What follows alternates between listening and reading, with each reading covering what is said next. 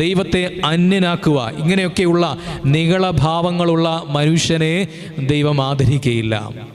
പ്രത്യേകിച്ച് ഈ ദിവസങ്ങളിൽ എവിടെയെങ്കിലോ അറിവ് കൂടാതെയോ നിഗളത്തിൻ്റെ അംശത്തിലേക്ക് നമ്മൾ കടന്നു പോയിട്ടുണ്ടെങ്കിൽ ഒന്ന് ഓർത്തോണം, ദൈവം ആദരിക്കുവാൻ താല്പര്യം കാട്ടാത്ത കൂട്ടത്തിലുള്ളവരാണ് നിഗളികളായ മനുഷ്യൻ, പാപം ചെയ്ത മനുഷ്യൻ.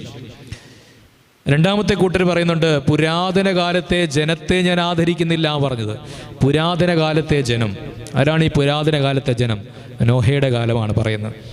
നോഹയുടെ കാലത്തെപ്പറ്റി പറയുന്നത് ഭക്തികേടിൻ്റെ മൂർധന്യ അവസ്ഥയിൽ നിന്ന ജനുഷ്യനെയാണ് ദൈവം പ്രളയത്തിലൂടെ നശിപ്പിച്ചത്. ഭക്തികേട്. എന്താ ഭക്തികേടെന്ന് പറഞ്ഞാൽ? ഭക്തിയെ കേടാക്കുന്നവനാണ്. അങ്ങനെയാണോ? അങ്ങനെ വേണമെങ്കിലും വ്യാഖ്യാനിക്കാം. ഭക്തിയെ കേടാക്കുന്നവൻ. എന്താണ് ഈ ഭക്തി എന്ന് ചോദിച്ചപ്പോൾ ഒരു സഹോദരൻ നൽകിയ ഉത്തരമാണ്,